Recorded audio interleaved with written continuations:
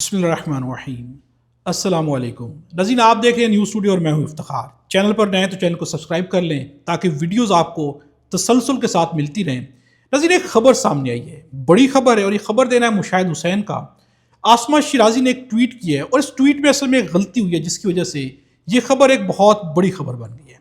आसमा शिराजी ने क्या ट्वीट किया? आसमा शिराजी ने ट्वीट करना है कि तुर्की के सदर तैयब एर्दोआन ने इमरान खान को तुर्की ले जाने की पेशकश की है।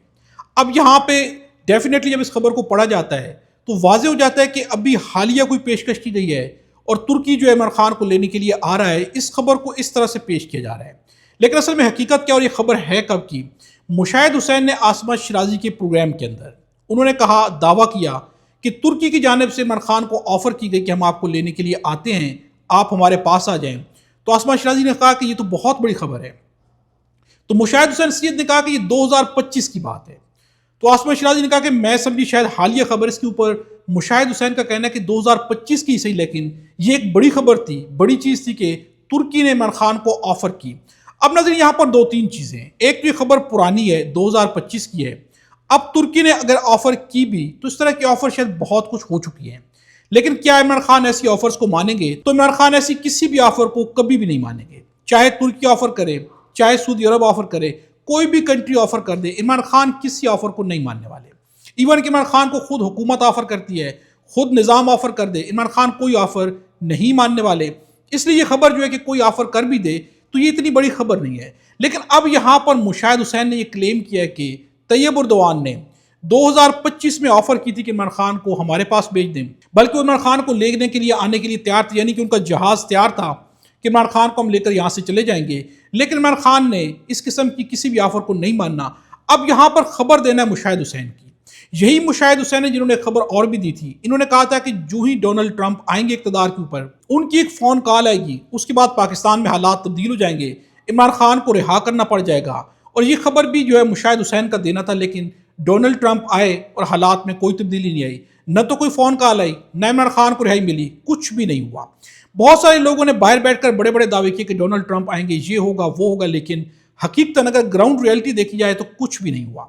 तो मुशाहिद हुसैन ये खबर दे रहे हैं। मुशाहिद हुसैन की कुछ खबरें हैं कि जो कहीं ना कहीं पर एग्जिस्ट करती हैं, हुई हैं, लेकिन बहुत सारी ऐसी चीज़ें कि जो खबरें तो ज़रूर है, यानी कि तैयब एर्दोआन ने अगर ऑफर की है तो रिकॉर्ड का हिस्सा होगी, ऑफर तो मौजूद होगी। लेकिन जिस तरह से डोनाल्ड ट्रंप के बारे में उन्होंने एक राय दी थी, अपना एक नज़रिया पेश किया था, वो उस तरह से वाजे नहीं हुआ। इसलिए, और दूसरी बात यह कि क्या डोनाल्ड ट्रंप या इस तरह के जो लोग हैं ये क्या किसी के लिए ज़ाती तौर पर कोई एहसासात रखते हैं, जज्बात रखते हैं? तो नाज़रीन, ऐसा नहीं है।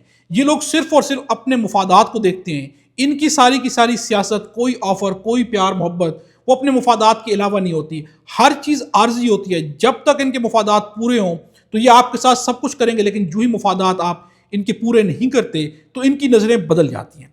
अब डोनाल्ड ट्रंप ने क्या कहा इंडिया और पाकिस्तान की जंग के ऊपर? डोनाल्ड ट्रंप जो पाकिस्तान की तारीफें करते रहे, इंडिया को जो है तंज का निशाना बनाया, उनके जहाज गिरने के ऊपर तरह तरह के तंज किए, मोदी को तंज का निशाना बनाया। इंडिया के ऊपर जो है शदीद टैरिफ लगा दिया गया। लेकिन अब जब मुफादात थोड़े से बदले हैं तो अब डोनाल्ड ट्रंप का एक और बयान सामने आ गया है, और ये बयान जो अब यकीनन पाकिस्तान के लिए, इसके बाद जो है पाकिस्तान की डोनाल्ड ट्रंप के पास कितनी हैसियत बाकी बच गई है। अब दोबारा से डोनाल्ड ट्रंप जो है वो मोदी की तारीफें करने लगे हैं। डोनाल्ड ट्रंप का कहना है कि आज सुबह भारत के वजीर आजम नरेंद्र मोदी से बात करना मेरे लिए एजाज की बात थी। अब जिसके ऊपर तंज किया जा रहा था, अब उससे बात करना एजाज की बात बन गया है।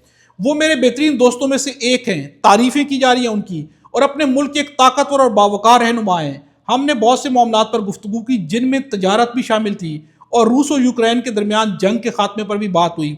उन्होंने रूसी तेल खरीदना बंद करने और उसके बजाय अमेरिका से और मुमकिन तौर पर वेनेजुएला से कहीं ज्यादा तेल खरीदने पर इत्तफाक किया। इससे यूक्रेन में जारी जंग के खात्मे में मदद मिलेगी, जहां इस वक्त हर हफ्ते हजारों लोग जान से हाथ धो रहे हैं। वज़ीर आज़म मोदी के साथ दोस्ती और एहतराम के तहत और उनकी दरखास्त पर हमने फौरी तौर पर अमेरिका और भारत के दरमियान एक तजारती मुआहदे पर इत्तफाक किया है, जिसके तहत अमेरिका बाहमी टैरिफ में कमी करेगा और इसे 25% से कम करके 18% कर देगा। वैसे आप इस बात से अंदाजा लगाएं कि इनके मुफादात क्या होते हैं। 25% टैरिफ आयद किया गया और अब जो 25% है उसे कम करके 18% कर दिया गया है। इस तरह भारत भी अमेरिका के खिलाफ अपने टैरिफ और नॉन टैरिफ रुकावटों को कम करते हुए सिफर तक ले आएगा। وزیر اعظم نے امریکی مصنوعات خریدنے کے عزم کا بھی اظہار کیا، اور یہ سب 500 ارب ڈالر سے زائد مالیت کی امریکی توانائی، ٹیکنالوجی، زرعی مصنوعات، کوئلہ اور دیگر کئی اشیاء کی خریداری کے علاوہ ہوگا۔ آنے والے وقت میں بھارت کے ساتھ ہمارا شاندار تعلق مزید مضبوط ہوگا۔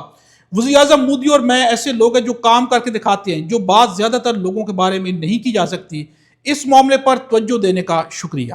اب ناظرین، ہم اس بات سے اندازہ لگا لیں، اب جو ہے یہاں پر پاکستان کا موقف کہاں پر کھڑا ہوا ہے۔ یہاں پر جس طرح سے ڈونلڈ ٹرمپ نے اب آنکھیں پھیر کے مودی کی تعریفیں شروع کر دی ہیں، تو ہم کہاں پر کھڑے ہوئے؟ کیا اس کے بعد ہماری وہی حیثیت رہے گی؟ ناظرین، یہ ان لوگوں کی حقیقت ہے، ان کی اتنی محبت ہوتی ہے، جب تک ان کے مفادات پورے ہوتے ہیں تو یہ سب کچھ کرتے ہیں، لیکن جو ہی مفادات بدلتے ہیں تو دوست کو دشمن اور دشمن کو دوست بنا لیتے ہیں۔